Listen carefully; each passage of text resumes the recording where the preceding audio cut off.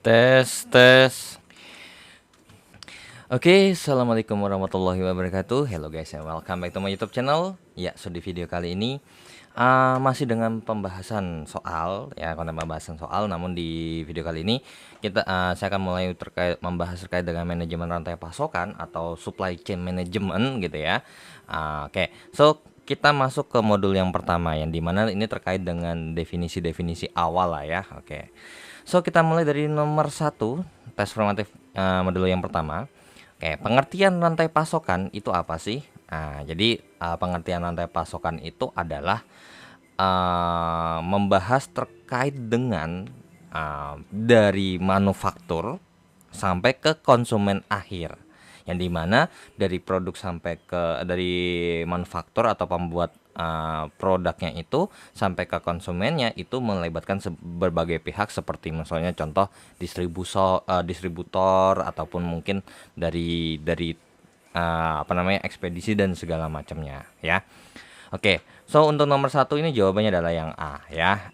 Ini definisinya kalian bisa lihat di bukunya juga ya. Oke, untuk nomor 2, manajemen rantai pasokan ini mempunyai arti. Jadi rantai pasokan itu cuma bahas terkait dengan ininya. Nah, tapi kalau misalnya namanya udah manajemen, berarti artinya mengelola, usaha untuk mengkoordinir gitu ya. Nah, berarti apa nih? Nah, apakah nomor yang A gitu ya? Pelibatan suatu pihak ini bahan baku dan bahan penolong menjadi barang jadi yang dapat. Oke, ini enggak. Ini terkait dengan terkait dengan berarti transformasi terkait dengan produksi. Rantai pasokan tuh nggak bahas itu. Terus habis itu usaha mengkoordinasikan ini terkait dengan produk dalam rantai pasokan untuk meningkatkan operasi kualitas layanan pelanggan. Oke, enggak, ini enggak. Usaha untuk mengelola pengiriman barang kepada konsumen akhir dengan memilih pihak-pihak yang terlibat di dalamnya yang mampu memberikan biaya paling murah. Nah, ini lebih spesifik ya, yang dimana terkait dengan membahas terkait dengan alur dari pengiriman barang jadi dari si siapa, atau mungkin barang lah, ibarat kata tuh dari si manufaktur ke konsumen akhirnya, yaitu adalah pemakai gitu ya. Nah, kemudian pengelolaan aliran barang dan jasa, enggak, rantai pasokan itu enggak bahas jasa ya. Oke, enggak bahas jasa. Oke, so itu nomor 1 dan nomor 2, dan kita lanjut ke soal berikutnya. Oke, so kita lanjut ke soal nomor 3 sampai nomor 5. Oke, nah nomor 3, tujuan rantai pasokan. Oke, tujuan rantai pasokan ini adalah ya mempersingkat jalur distribusi. Enggak ada hubungannya ini, enggak mempersingkat jalur. Terus kemudian memperkuat kerjasama, ini enggak. Mempercepat pengiriman barang, ini enggak gitu ya. Karena kalau yang namanya mempercepat pengiriman barang ini bukan si rantai pasokan yang ngurus ya. Nah, tapi mencapai biaya minimum dan tingkat pelayanan yang maksimum. Karena apa? Dengan meminimumkan biaya-biaya yang diperlukan ketika dari manufaktur ke konsumen akhir. Nah, terus juga otomatis kan berarti biayanya bisa minimum. Nah, kemudian misalnya nih dengan proses dari ini ke sini, tingkat pelayanannya pun juga untuk memaksimumkannya gitu. Oke, nomor 4. Manajemen rantai pasokan mempunyai arti penting yang meliputi bidang-bidang utama, yaitu apa aja? Nah, keuangan pemasaran ini enggak gitu ya. Oke. Kemudian produksi, persediaan, lokasi, transformasi dan informasi ini iya. Terus kemudian koordinasi, integrasi ini salah, nggak ada ya. Terus pengelolaan sumber daya, keuangan dan teknologi ini nggak ada. Jadi jawabannya soal nomor 4 adalah yang B. Nah, karena apa? Karena ketika kita bahas rantai pasokan dari awal sampai akhir, nah itu kan sama ada hubungannya dengan yang namanya produksi, tapi kita bahas enggak di produksinya, tapi melainkan dengan kapan produksinya, terus kemudian ada bahan bakunya ya kan, persediaannya, terus kemudian lokasi dan transportasi untuk mengantarkan barang, dan informasi-informasi yang diperlukan untuk mengatur atau menganalisis terkait dengan rantai pasokan itu sendiri ya. Oke, mungkin untuk ininya kalian bisa cek di bukunya ya, ada kok secara detailnya ya. Oke, nah jadi kalau digambarkan dalam sebuah bagan. Nah, gambarnya tuh kurang lebih seperti ini. Jadi inilah yang dinamakan rantai pasokan ya. Oke. Jadi di rantai pasokan itu kalau misalnya kita bahas ya terkait dengan produk dan service flow ya berarti otomatis membahas terkait dengan arah daripada si yang paling kirinya ke paling kanan ya. Contohnya kalau ibarat kata tuh ada manufaktur ke konsumen akhir. Nah, sedangkan recycling dan returns yang kayak misalnya mungkin udah nyampe barang nih atau mungkin barangnya ada yang cacat, diretur nih. Nah, itu kan berarti arahnya akan terbalik ya. Jadi dari customer akhir ke bagian awalnya. Nah, kurang lebih seperti itu. Nah, mereka semua saling menghubungkan. Ada intinya ada hubungannya itu adalah terkait dengan informasi.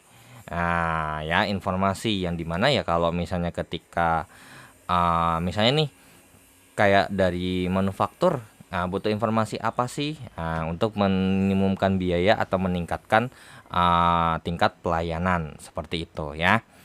Nah, terus juga misalnya terkait dengan produk dari raw material nih, kalau kita lihat nih terkait dengan produksi atau persediaan ya kan.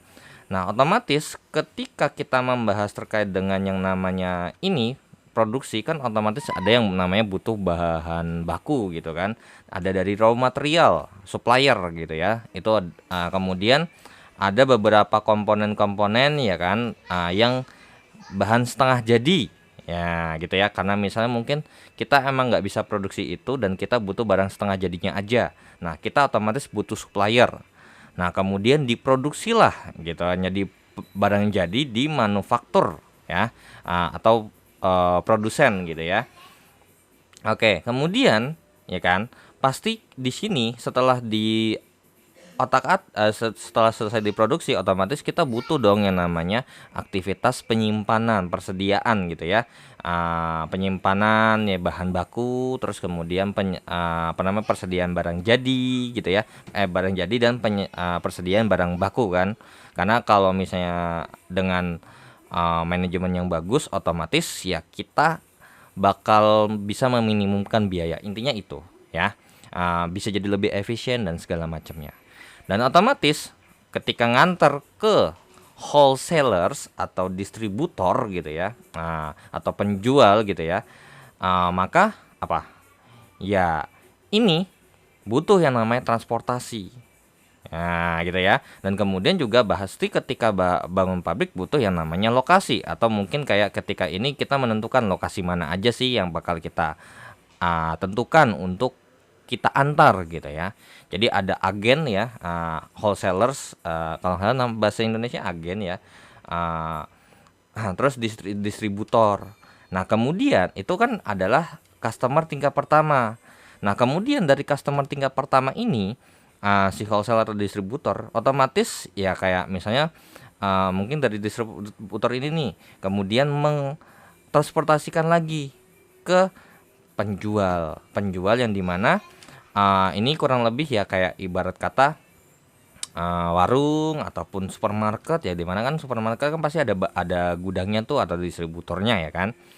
Nah, ya udah kalau biasanya mungkin lebih ke apa namanya warung lah ya, intinya yang paling bawah itu penjualnya dan kemudian di apa namanya konsumen akhir ya, digunakan oleh konsumen tuh. Jadi kurang lebih itulah yang dibahas di rantai pasokan ya. Oke, kemudian nomor 6 lanjut. Nomor 5, persediaan jenis yang dibeli oleh perusahaan tertentu yang sudah dalam bentuk barang jadi dan diperdagangkan kembali disebut itu adalah barang komoditas ya. Barang-barang komoditas. Nah, biasanya yang barang-barang komoditas ini ya contohnya kayak ibarat kata mungkin cemilan tuh ya yang biasanya ada kemasan 2000 tuh. Nah, padahal kan itu belinya mungkin si penjual ini belinya tuh bal gede. Kemudian dikemas menjadi lebih kecil. Nah, itu adalah barang-barang yang namanya barang komoditas ya. Nah, kalau barang baku ya otomatis ya barang mentah gitu ya yang belum diolah ya, ibarat kata tuh bisa kita katakan kayu gitu ya bahan bakunya. Kemudian barang setengah jadi kayu gelondongan yang atau mungkin kotak. Kemudian barang jadi itu menjadi yang namanya kursi. Nah, kurang lebih seperti itu ya. Nah, oke, so itu untuk nomor 3 sampai nomor 5 dan kita akan lanjut ke soal berikutnya. Oke, so kita lanjut ya ke soal nomor 6 sampai nomor 10. Nah, oke.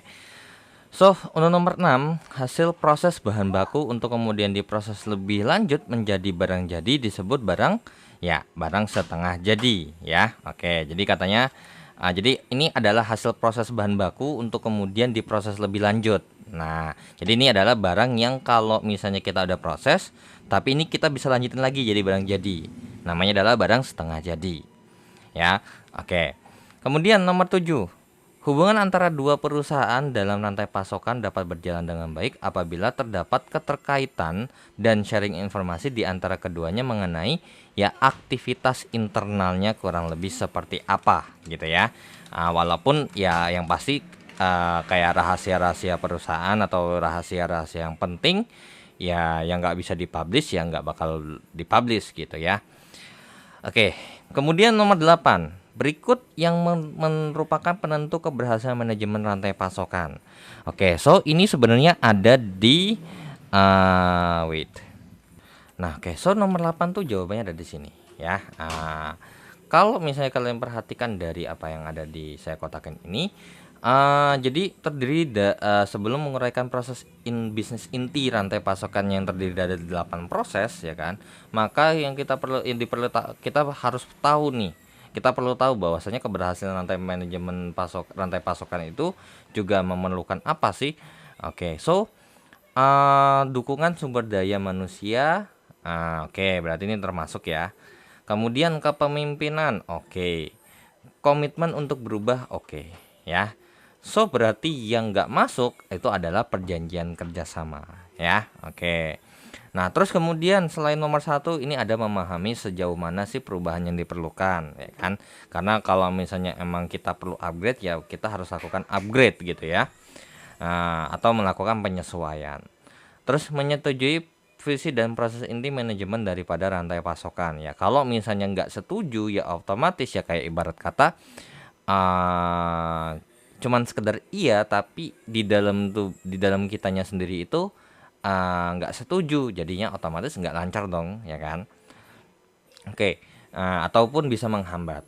Nah yang keempat, komitmen pada perlunya sumber daya dan kekuasaan atau wewenang untuk mencapai tujuan yang telah ditetapkan ya.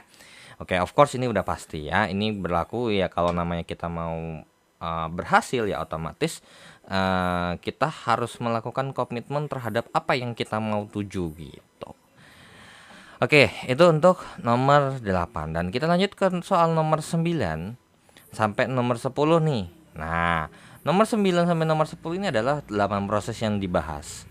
Oke, so soal nomor 9, langkah pertama dalam manajemen rantai pasokan adalah mengidentifikasi pelanggan utama atau pelanggan yang kritis dengan misi dagang perusahaan ya. Jadi kayak mungkin yang pedagang yang atau pelanggan yang aware banget atau sering memberikan masukan gitu ya. Oke. Ataupun ya yang sesuai dengan kayak perusahaan ini dagangnya itu ini atau mungkin tujuannya ini. Nah otomatis ya kita harus menentukan identifikasi pelanggan yang mana yang bakal kita pakai atau yang kita tuju gitu ya. So itu ada hubungannya dengan yang namanya relationship atau customer relationship management atau disingkat CRM ya. Oke, dan kemudian yang kedua ada yang namanya customer service management atau namanya manajemen itu berarti terkait dengan customer service ya. Otomatis terkait dengan yang namanya kayak misalnya nih kayak pelanggan after sales ya. Kayak misalnya nih pelanggan ketika mungkin ada ada konsul atau mungkin ada respon apa ya terkait dengan produk atau jasa ya datangnya kan ke customer service kan. Oke. Kemudian yang ketiga adalah terkait dengan demand management ya terkait dengan apa sih namanya manajemen terkait dengan permintaan ya. Terus habis itu kemudian habis ada permintaan di manage otomatis ya kita harus penuhi ya. Itu namanya customer demand fulfillment. Kemudian lanjut lagi setelah ya kita bisa ini otomatis ya kita harus menentukan yang namanya manufacturing flow management ya, itu ada di bukunya juga. Kemudian procurement, kemudian itu adalah hubungan dengan jangka panjang antara si pemasok dengan ini. Kemudian ada pengembangan produk dan komersialisasi, dan ada retur ya, apabila ya kalau misalnya emang perlu perbaikan gitu ya. Oke, so untuk nomor 10 ini proses dalam rantai pasokan yang menyeimbangkan kebutuhan pelanggan dengan kebutuhan supply perusahaan serta menentukan apa yang akan dibeli pelanggan dan kapan. Ini terkait dengan demand management ya. Oke, jadi nomor 10 jawabannya adalah yang A. So, kita lanjut ya ke soal yang berikutnya di tes formatif yang kedua. Nah, jadi untuk yang nomor 8 ini ada nomor 9 sama 10 ini yang terkait dengan 8 proses. Itu ada yang namanya customer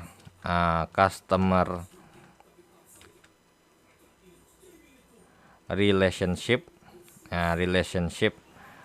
management, terus kemudian customer service management, kemudian ada demand management. Oke, kemudian ada customer demand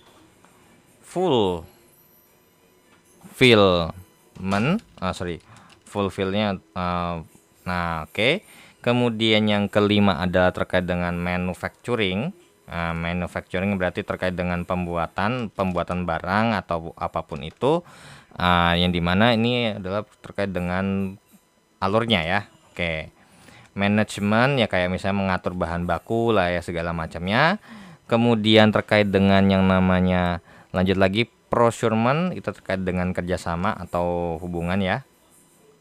Oke.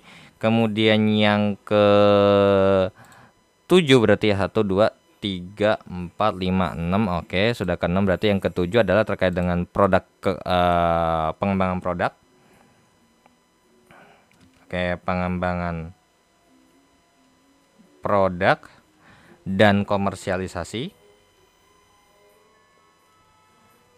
Oke, kemudian yang terakhir adalah retur ya. Oke, atau pengembalian supaya biar diperbaiki gitu. Oke, terkait dengan yang namanya retur. Jadi ini adalah terkait dengan 8 proses daripada si proses bisnis inti daripada rantai pasokan ya. Oke, so kita lanjut ke tes formatif yang kedua. Oke, so kita lanjut ya ke tes formatif kedua terkait dengan persediaan. Oke, terkait dengan kinerja manajemen rantai pasokan. Oke, so yang disebut dengan persediaan. Oke, persediaan itu apa sih? Nah, persediaan itu adalah barang yang disimpan. Nah, tapi ingat, of course yang namanya persediaan itu tidaklah hanya bahan baku, melainkan barang jadi. Ya, kalau bahan baku tujuannya adalah digunakan untuk produksi. Nah, kalau bahan baku untuk dikirimkan, barang jadi untuk dikirimkan ke pelanggan. Nah, so berarti ya definisinya adalah ya beberapa jenis barang yang disimpan di gudang dengan tujuan tertentu. Nah, kalau cuma bahan baku ya of course nggak pas, karena persediaan tidak hanyalah bahan baku gitu ya.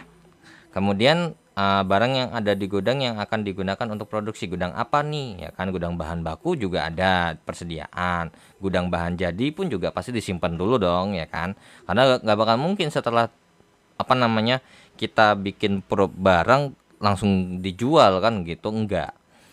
Oke, nomor 2, tipe distribusi yang dilakukan dengan menjual produk sebanyak mungkin ke retail atau pedagang grosir disebut distribusi ya, ini intensif secara kebut-kebutan ya. Kalau ibarat kata nih mungkin misalnya pada saat kayak misalnya mau masuk PTN tuh kadang-kadang ada kelas intensif ya kan, segala macam ya. Nah, itu kan berarti jor-joran gitu. Oke, kemudian yang ketiga, nomor 3, tipe distribusi yang memberikan hak khusus kepada sebuah toko tunggal untuk menjual produk. Ini adalah eksklusif ya, eksklusif. Cuman orang tertentu aja atau toko tertentu aja yang misalnya dari suatu daerah itu yang jual produk tersebut ya. Oke, Nah, tingkat di bawahnya, walaupun emang kita memilih, tapi ini nggak se-hype atau nggak sekhusus kayak eksklusif. Itu ada yang namanya selektif. Jadi kita bisa milih beberapa toko gitu ya, atau inti memilih apa sih namanya? Misalnya kita mau jual dengan produk yang terbatas gitu ya, tapi nggak eksklusif eksklusif banget. Nah, itu masuknya masih tingkat selektif ya.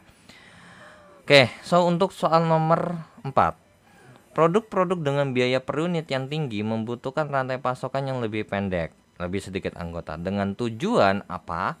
Nah, kalau misalnya biaya per unitnya itu tinggi, tapi kalau misalnya rantai pasokannya panjang, saya kayak mungkin alat elektronik ya. Nah, kalau alat elektronik itu misalnya anggap aja, imagine deh, barang elektronik itu bisa dijual seperti barang sembako ya. Barang sembako aja dari petani, dari ini, semakin ke bawah, semakin panjang, otomatis apa? Semakin mahal. Ya, bener banget. Itu di elektronik juga begitu. Nah, jadi ada hubungannya dengan yang namanya meminimalkan total investasi ya. Nah, jadi biar nggak kebanyakan disimpan. Nah, jadi kalau emang kita ini ya walaupun emang lama disimpannya, tapi dengan sedikit anggota otomatis total investasi di persediaannya bisa lebih turun, atau lebih kecil lah biayanya yang dikeluarkan. Seperti itu ya. Oke. Nah, nomor 5, tingkat dukungan pasar.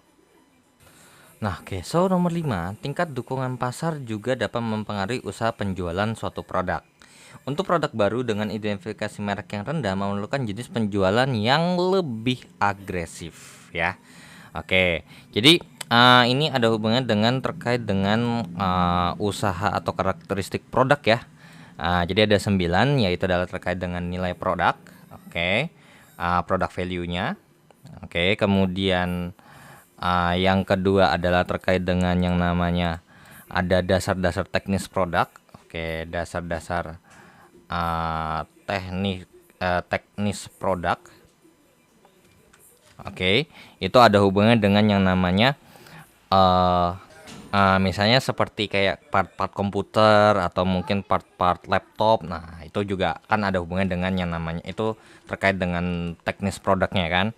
Kemudian tingkat dukungan pasar ya kan. Tingkat dukungan pasar ini adalah yang ketiga. Oke, tingkat dukungan pasar. Kemudian yang jadi ini ada hubungan dengan usaha penjualan ya, otomatis. Kalau misalnya udah dikenal kan otomatis ya apa namanya? Kalau misalnya udah terkenal ya promosinya bisa tinggi-tinggi banget dong ya kan. Tapi kalau misalnya baru banget atau mungkin ya identifikasi merek yang rendah, otomatis kita harus lebih agresif lagi, lebih jor-joran lagi untuk menjualnya ya. Nah, kemudian ini adalah yang keempat adalah tingkat kemampuan substitusi. Oke. Jadi kalau di bagian sini itu yang dibahas adalah terkait dengan yang namanya ada hubungan dengan yang namanya substitusi kan berarti pengganti ya. Nah, tapi kalau misalnya anggap aja loyalitasnya rendah ya pasti otomatis mudah pindah.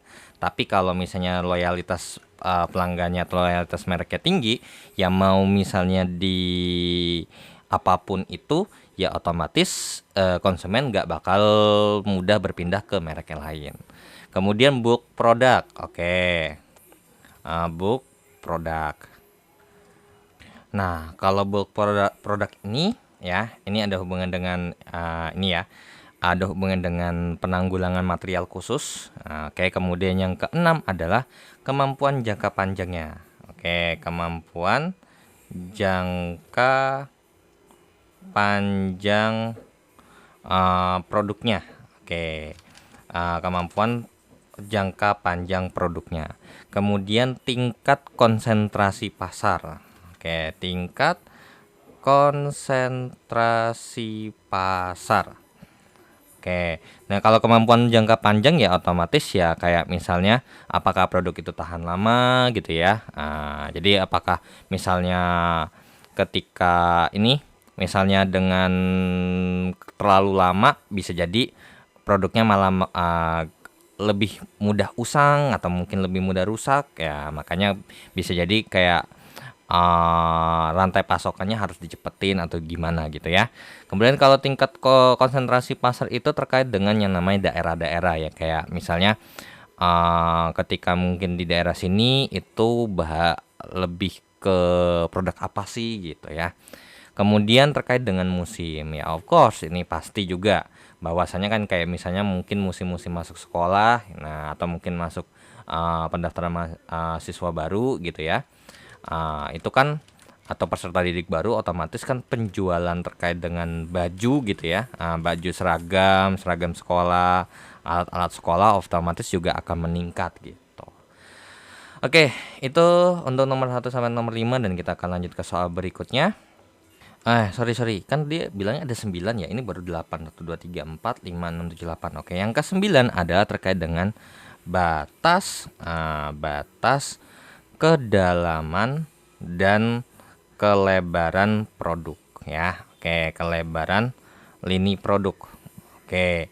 Nah, di sini kalau di bukunya udah jelas ya, ada contohnya bahwasannya kayak bahan makanan, misalnya pengusaha dari lini produk yang terbatas akan menggunakan pedagang-pedagang grosir. Jadi intinya ini ada hubungannya dengan yang namanya nilai produk atau nilai per unit yang rendah. Tapi kita ada yang namanya biasanya rendah itu kan otomatis apa?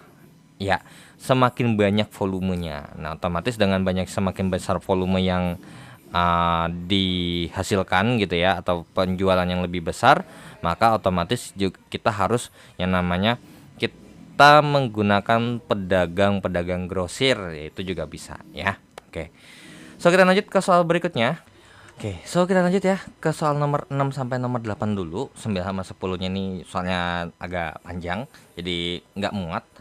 Oke, semua aktivitas pemenuhan permintaan konsumen yang dinyatakan secara kuantitatif disebut ya dengan kinerja rantai pasokan, atau kinerja rantai pasokan itu adalah semua aktivitas pemenuhan permintaan konsumen yang dinyatakan dalam secara kuantitatif ya.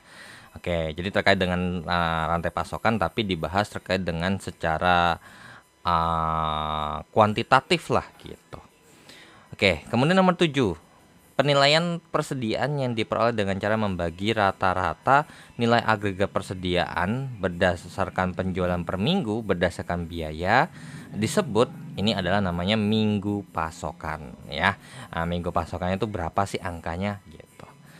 Kemudian nomor 8, semakin tinggi perputaran persediaan berarti akan menurunkan apa? Menurunkan modal kerja.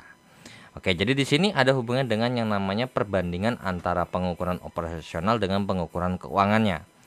Jadi apabila nilai daripada intinya dari semua mereka yang ada di sini, either salah satu, maka akan berpengaruh terhadap ini. Jadi kalau nilai agregat persediaannya menurun atau minggu pasokannya menurun, perputaran persediaannya naik, biaya produksi dan materialnya turun, persentase kerusakannya turun ya kan, persentase ketepatan pengirimannya naik ya, kayak misalnya otomatis nggak ada telat, terus waktu pengembangan produknya semakin kecil, otomatis nggak butuh banyak biaya, terus lead time pemasoknya diturunin, maka akan ada hubungannya dengan keuangan, yaitu adalah terkait dengan current assets-nya otomatis semakin kecil, modal kerjanya juga semakin sedikit, kontribusi marginnya semakin besar, pendapatannya semakin besar, dan modal kerjanya akan semakin rendah gitu ya. Intinya modal kerjanya rendah, aset yang ada semakin rendah, tapi keuntungan pendapatannya semakin tinggi. Dengan pendapatan semakin tinggi dan modal kerjanya semakin rendah, otomatis keuntungannya semakin tinggi, kontribusi marginnya semakin tinggi juga ya. Oke, so itu untuk nomor 6 sampai nomor 8 ya. Oke, so kita lanjut ke soal nomor 9 dan 10. Nah, tapi ini ya, ini nggak salah satu ya, melainkan ini udah ada pasangannya. Jadi kalau nilai agregat persediaan itu ada hubungan dengan current assets atau aset sementara. Terus kalau minggu pasokan ada hubungan dengan modal kerja, ini hubungan dengan modal kerja. Biaya produksinya terkait dengan material ada hubungannya dengan margin kontribusi. Persentase kerusakan juga sama. Persentase ketepatan itu terkait dengan pendapatan. Waktu pengembangan produk itu juga hubungan dengan pendapatan, dan lead time pemasok itu ada hubungannya dengan modal kerja ya. Jadi ini udah pasangannya gini, nggak cuman ini satu terus ada hubungannya dengan kesini. Jadi udah ada pasangan tepat satunya ya. Nilai agregat persediaan hubungan dengan current assets seperti itu ya. Oke, so kita lanjut ke soal berikutnya. Nah, oke, so kita lanjut ya ke soal nomor 9 dan 10, dua soal terakhir. Oke, jadi sebuah perusahaan mencatat bahwa penjualan produk total produk tahun sebelumnya adalah sebesar 3410 sekian. Oke. Perusahaan beroperasi selama 52 minggu per tahun, berarti waktu kerjanya ya 52 minggu gitu. Kemudian perusahaan menggunakan 7 item dalam persediaannya, yaitu adalah 3 item bahan baku, 2 item barang setengah jadi, dan 2 item barang akhir atau barang jadi. Nah, di mana tingkat persediaan rata-rata tahun lalu ini adalah tingkat rata-ratanya 15.000, 2.500. Oke, dengan nilai per unitnya untuk bahan baku item nomor 1 dengan tingkat rata-rata segini tuh nilai per unitnya itu segini. Ya, kemudian sampai ke barang akhir yang dimana tingkat rata-ratanya di sebelumnya adalah 1.000.000 dan kemudian nilai per unitnya adalah 62.000. Oke, so berarti nah, untuk mencari yang namanya jadi berapakah rata-rata penjualan bulanannya itu ada hubungannya dengan yang namanya total daripada si siapa? Daripada si ini dibagi dengan per berapa? Per 52 minggu ya. Jadi intinya dia ini mintanya sebenarnya penjualan bulanannya diminta dalam satuan minggu ya. Oke, jadinya adalah 3 juta ya, 3.410.000.000 gitu ya. Kemudian dibagikan dengan yang namanya 52 minggu. Oke, atau 12 bulan gitu ya. So jawabannya berapa? Nah, jawabannya adalah sebesar Nah, 341 kosongnya ada 7 kali. Kemudian dibagi sama 52, jawabannya adalah 65 juta. Oke, 65.576.923. Maka jawaban nomor 9 adalah yang C. Oke, kemudian untuk nomor 10, berapa minggu pasokannya? Nah, minggu pasokannya ini ada hubungannya dengan yang namanya nilai atau agregat nilai rata-rata agregatnya atau rata-rata penjualan agregatnya, yang dimana ini bisa kita hitung dengan cara mengalihkan masing-masing item tingkat rata-ratanya ke per unitnya berapa. Oke, misalnya kayak 15.000 dikalikan dengan 3.000 jadi adalah 45 juta ya. Oke, kemudian 2.500 dikalikan dengan 5.000. Oke, 2.500 25 kali 5 aja deh, 125. Kemudian nolnya ada 5 kali. 125 12.500 ya berarti ya. Oke, 12.500. Kemudian 3.000 dikali dengan 1.000, 3 juta. Kemudian 5.000 kali 14.000, berarti ini 15 kali 4 aja 70, berarti 70 juta ya. Oke, kemudian 4.000 dikalikan dengan 18 itu adalah 18 kali 4 72 ya. Oke, jadinya adalah 272 juta. Kemudian 2.000 kali 48. Nah, ini 48 kali 2 aja 96. Jadi 96 juta. Oke, kemudian untuk ini berarti ini 62 juta. Ya sudah, berarti langsung kita hitung aja, kita totalkan nih. 45 tambah 12,5 ya. Berarti 45 tambah 12,5 tambah dengan 3 tambah 70 tambah 72 tambah 96 tambah 62. Jawabannya adalah 360,5 alias 360 juta 500 ribu rupiah. Nah, berapakah minggu pasokannya? Ya gampang, tinggal menghitung daripada si ini dengan yang ada di jawaban nomor 9. Sehingga 360 juta 500 ribu dibagi dengan 65.576.923. Nah, berapa tuh? Ya kan, 360.500.000 dibagi dengan 65.576.923. Jawabannya adalah sekitar 5,497. 5,497 atau bisa kita bulatkan ya mendekati 5,5 minggu. Ya. Oke, jadi jawaban nomor 10 adalah yang C. Dan ini ada hubungannya dengan soal selanjutnya sebenarnya kalau misalnya kalian mau bahas ini lebih lanjut sebenarnya. Kayak misalnya di di rumusnya itu kan kalau nggak salah ada yang namanya ini perputaran gitu ya, perputaran daripada si produknya. Nah, oke, so kita tambah aja yang dimana perputaran persediaan ternyata ya, perputaran persediaan. Perputaran persediaan ini ada hubungannya dengan angka yang ada di sini sama yang ada di 360.500 dengan ini nih, si penjualannya. Oke, jadi tinggal penjualannya ya 410 juta gitu ya. Kemudian dibagi dengan yang namanya 360.500.000. Berarti ini sama aja kita coret nolnya ada 5 ya, kita coret nolnya 5 sama-sama dibagi 100.000 sehingga kita hanya cukup menghitung 34.100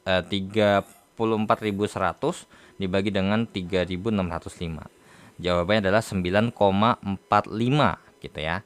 9,45